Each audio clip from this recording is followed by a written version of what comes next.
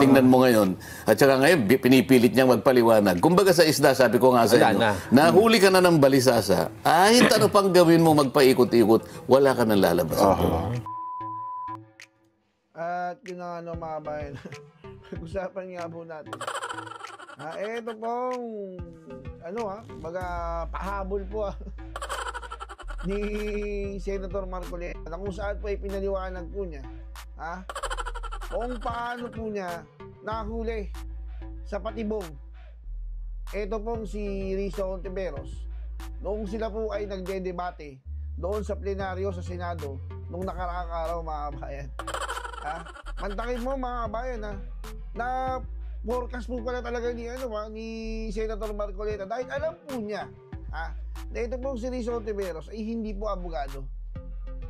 Alam po niya yung kahinaan nung kanyang kumbaga kung magkalaban kayo, alam po ni Congressman o Senator Marcoleta yung kahinaan ni Risa Hontiveros mga kabayan.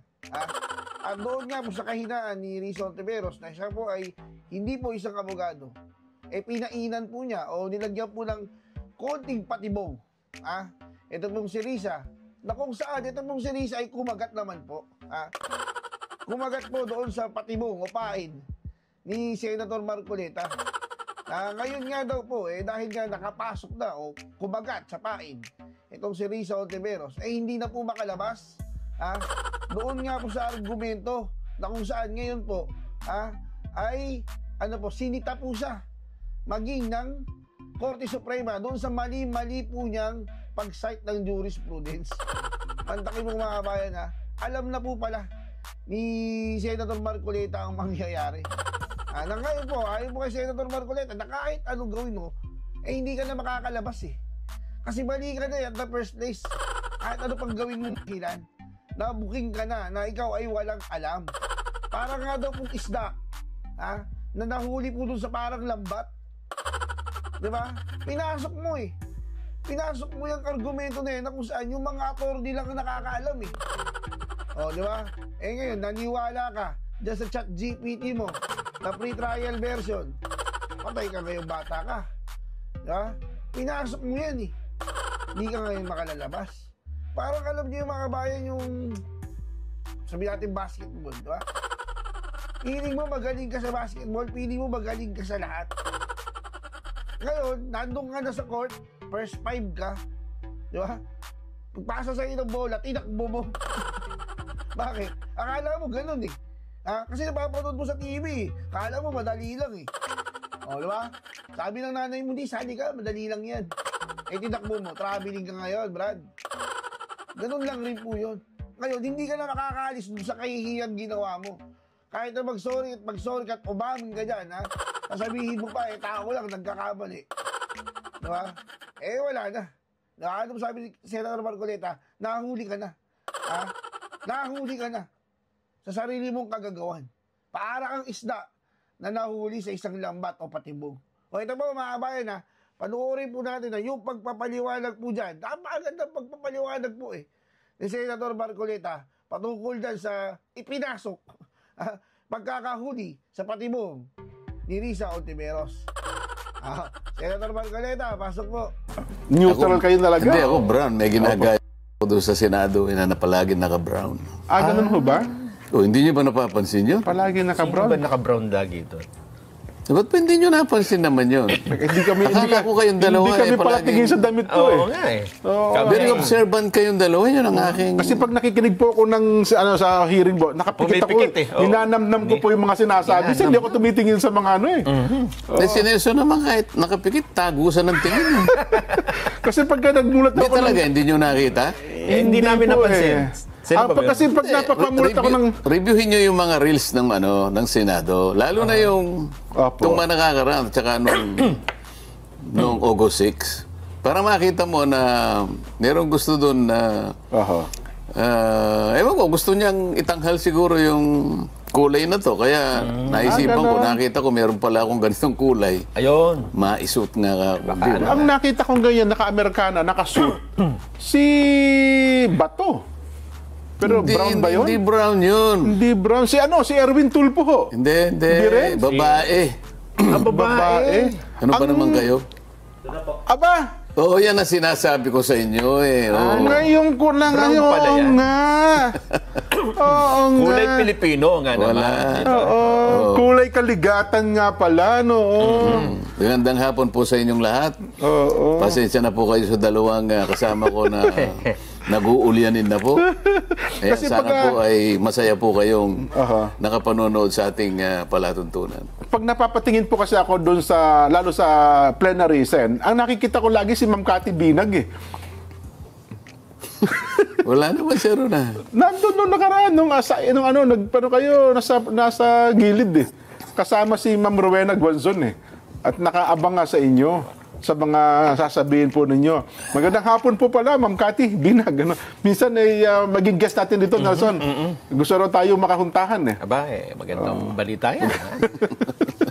Pero, Sige. mas maganda ang tatalakayin natin Ay, ngayon. dapat lang. Kasi Oo. sa madalas na pagkakataon, nagkakaisa tayo ng isipan no? Oo. Ng pananaw, ng paninindigan.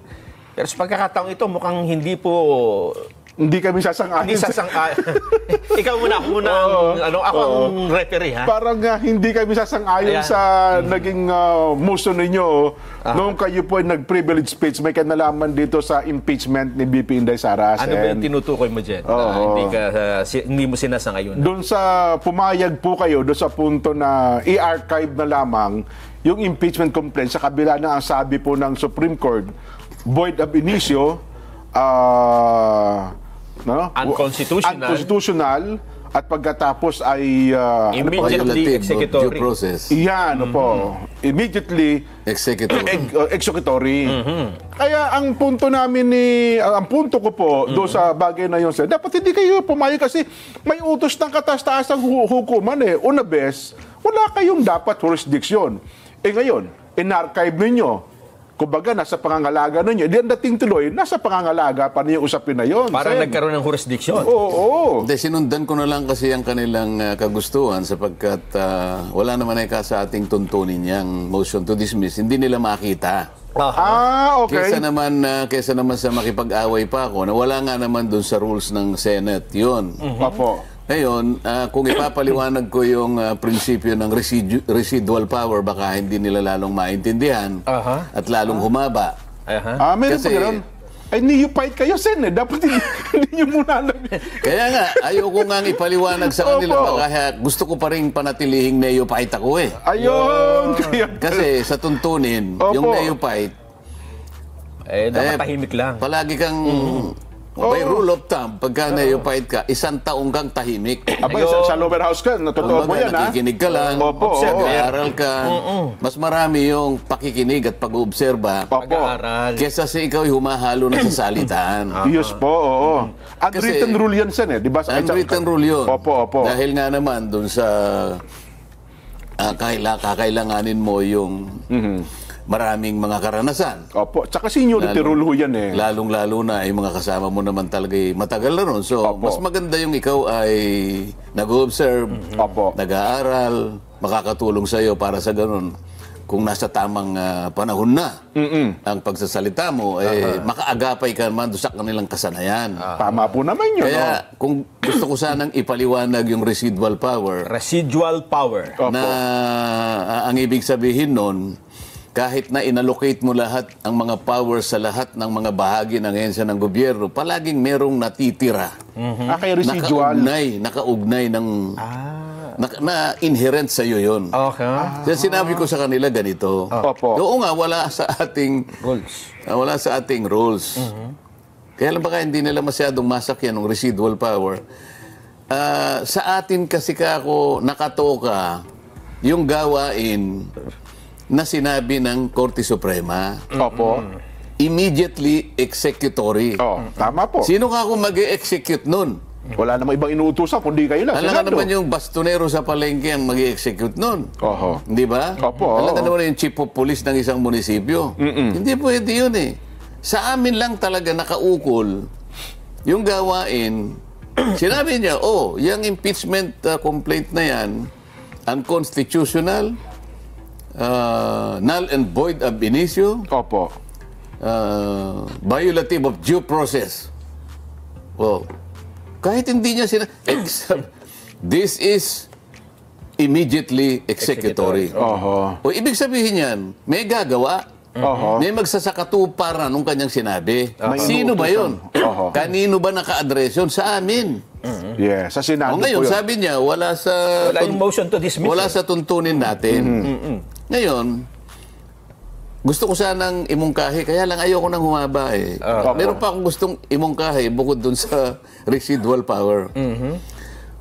O gusto nyo bang i-convert muna natin ang Senado into an impeachment court? Okay. Convene. Para lang yung motion to dismiss pumasok. Kasi nandun eh. Doon sa rules ng impeachment, nandun eh. Okay. Hindi rin sila papayag eh.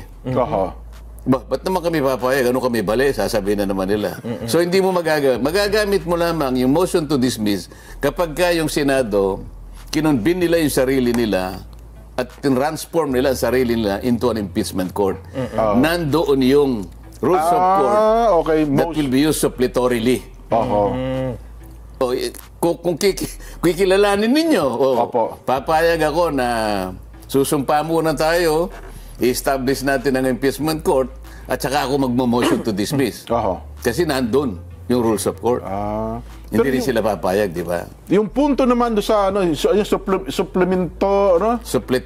suppletorily power, kahit daw ilang beses mong basahin po yung rules ng Senado, wala rin daw po yun dun eh. Wala nga Sabi doon. nung isang veteran Wala senator. nga, nandun nga doon sa resolution number 39, ito yung rules of procedure in impeachment trial sa Senate. Okay. Doon mo kukunin yung rules of court na gagamitin suppletorily. Kaya ako sinasabi sa inyo, payag ba kayo para doon ko nakuhugutin? Hindi rin sila papayag eh. Oo nga. Ngayon, pumayag na lang ako, gumamit tayo ng ibang salita na pinsang buo din naman ang motion to dismiss. Kaya na... Pareho lang. Minsan matatawa ka lang eh. Tawagin nila, pag tinawag ng Amerikano yan, hair splitting, sabi niya. Walang pinag-iba yun eh. Semantics. Yung archive at saka yung motion to dismiss. Yung archive, ibinaon mo sa baul. Okay. Yung baul na lumang-luma. Yun yun. Puro amag yun. Pero dahil sa archive, may nagsasabi, anytime, pwede na bang buhayin yan? Dependent yun kung sakasakaling magmilagro. Yung Supreme Court. Ang Supreme Court. Halimbawa, biglang nagkaroon ng isang napakalaking milagro. Yung Supreme Court, 8 sa kanila, ni-reverse ang sarili. Bumaliktad. 8. O, sinasabi niya kasi, 180 degrees. may pagkakataong kanya namang Opo. nag-reverse, unanimous. Naku, may nawaw mali dyan, Sen, ha? Meron pong nawaw mali. Hindi ako kumibo doon. Kasi, kumbaga sa... Alam mo yung Jen, tayo kasi magsasaka Jen. Opo, Ang magsasaka, kung minsan nagiging manging isda.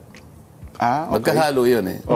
Kasi pagkatapos mo maitanim yun, may mga isdang May variety na kayo ng palay na Hindi ka mag-isda ng hito kaya dalag. Para mahuli mo ngayon, meron kang silo. Hindi ko kasi alam sa Tagalog yung sa Kapampangan ang tawag namin balisasa. Balisasa. yung balisasa, isang ginawang pangsilo ng isda yun. Opo. Iuumang mo sa tubig yan. Lalo na yung medyo umaagos yan. Ngayon, yung isda, meron siyang option na pumasok. Matetempt siya na pumasok eh. Kasi maglalagay ka ng doon. Yes po. Okay. So, pero may option siya, ha? Papasok kaya o hindi? Ganun ko tinitingnan yung kahapon. Kahapon ba yun? Wednesday po, Wednesday. Isang araw. Isang araw. Sige, pumasok ka. Akala yung pumasok, yung balisasa dyan, pagpasok mo ron, madaling pagpasok eh. Hindi ka makalabas. Kaya lang nakaganon yun eh. Yung parang pagpasok mo, pag ano mo, nakaano na yun. Kahit anong gawin mo doon, hindi ka na pwedeng lumabas. One way. O, tignan mo nangyari ngayon. Ang Supreme Court na nagsabi. Mali naman yung mga pinagsasabi mo. Kasi nung sabihin niya yung League of Cities versus Comelec, napangiti na ako doon. Kasi, Kaya ako na inumag yun. Kasi alam nyo, natalakay natin. Tatlong beses nagkabali-baligtad yun. At merong nag-dissent doon. Hindi unanimous yun. Ayun. O, tingnan mo ngayon. At saka ngayon, pinipilit niyang magpaliwanag. Kumbaga sa isda, sabi ko nga sa Wala inyo, na. nahuli ka na ng balisasa. Kahit ano pang gawin mo magpaikot-ikot, wala ka nang lalabasan doon. Nasa sayo. Hindi, ang katwiran ho niya ngayon, Sen, Ano? ay mabuti na rin niya yung umaamin na pagkakamali, at least na itatama. Hindi kasi Anong naitama? naitama yung kanyang pagkakamali, na umamin sa pagkakamali, pero nanatiling mali. Sa mga tweet, pag-amin mo ng tama ngayon, Oo. Nang mali, pag-amin niya ng mali. papayag ka ngayon doon sa sinabi ko na wala pang nangyari na ganon. Papayag ka. Dapat aminin mo na yung sinabi ko, wala pa akong nakita sa tagal ng pagiging abogado ko. Wala pa akong nakitang ganyan. Isip-isipin mo, nandun yung tatlong karakter na talagang kinatatakutan ng isang abogado. Isip-isipin mo, sasabihin sa'yo ng korte, unconstitutional. Nako, yun lang pa. Mabigat. Dito lang talagang palagay ko Bagsak ka na dyan. pati kaluluwa mo, mawawala yun Opo. Meron Pangalawa, void ab initio. Yan, una bes, wala kang pakialam, wala kang... Dalawa na. Opo, Pagkatapos sinabi niya, violative of due process. Ay, yun ang matindi. Mag-EMR ka pa riyan? Oo. Meron pa pang-apat. Immediately executory. Kaya nga, dito pa lang sa tatlong ito, patay na eh. Ngayon, sasabihin niya ngayon na, hindi ka niya, may pagkakataon. Ngayon, yung pag-amin niya na mali siya, babalik tayo doon sa sinabi ko. Wala pa ako nakitang ganyan. Dapat aminin niya rin. Tama si si Sen Marcoleta. Opo. Yun naman ang gusto kong sabihin niya. Ay mukhang hindi po, Sen. Mukhang meron pa rin sa mga hinahanap ko eh. Meron siyang statement meron eh. dito. Meron siyang statement ba dyan? Meron siyang statement po. Ang sabi niya dito, Jen, Meron pa rin daw siyang makikita, Sen eh. Nasa na ba yun? ito, nasa page 3. Ayan. Page 3, ayan. Sa pagbibiripika umano niya, nalaman niyang marami. Opo, sa mga desisyon sa kaso, hindi po unanimous decision. Tinutukoy po ni Senadora na ang kaso bilang halimbawa kung saan lahat ng kalahok na maestrado ay bumoto ng pare-pareho at kalauna ay binaliktad kasunod ng pagkakahain daw po ng motion for reconsideration. Ginamit niya naturang information hindi mayroong sa binanggit yung Ito, yung pero sa isang Facebook post. Yung isa. Nanindigan siya na may isa pang kaso. Yan, opo. Alam mo kung anong pinagtalunan dyan? Ito daw po yung International Bridge for the Acquisition of pero Agriculture. ang tinatanong ko sa iyo, anong subject matter? Yung BT talong. Yung bio... Yung mga modified. Bioengineered. Kaya nga ang tanong ko, pinag-uusapan ba niyan kako? Nandoon yung tatlong karakter na pinag-uusapan natin. Unconstitutional. Violative of due process. Wala naman due process. Void ab initio o pinag-uusapan lang talong. BT talong pa lang issue doon. Yung BT talong yan eh. Kasi nga, yung iba, alam mo yung mga modified organism. Yung iba doon, ayaw kumain na. So, sabi niya gano'n, yung constitutional right namin ayaw kumain nun. Okay, so, sige, palagay mo, nandun ang unconstitutional, di ba? O yung violative of due process, immediately executory. Kaya sinasabi ko, hindi akmang-akmala yung sinasabi niya. Pinipilit niya lang. Para yung isang isda na pumasok sa balisasa ni Nelson, talagang paikot-ikot, pilit na lumalabas. Hindi ka na makakalabas hihigpit po yung balisasa na yun, Sen eh. Hindi ka makakalabas doon kahit anong gawin mo. Sa amin po sa Laguna, nung ako'y nakatira sa Laguna, ang tawag sa amin doon ay bukatot. Yan, bukatot. May gumagawa yung talsiyan eh. Sen, sa inyo pala, balisasa sa Pampanga. Kapampangan yun eh. Opo. Sana man lang merong makapagano sa Tagalog kung ano yun. Mukhang wala, Sen. Mukhang sa Kapampangan na lang tayo. Baka pero yun pero alam nila yung ating dinidescribe eh. Opo. Isa siyang mekanismo na gawa-gawa sa minsan yung tambulang na kung ano. Papasok yung gano'n. Madaling pumasok, pero yung paglabas ang problematic. Nandun yun eh. Kaya nung ilatag ko yun, hindi pumasok siya. O sige. Ngayon, wala na kayong gagawin kung hindi pangangatwiran na lang. Kung paano kayo makakalabas dyan, nasa sa inyo na yan.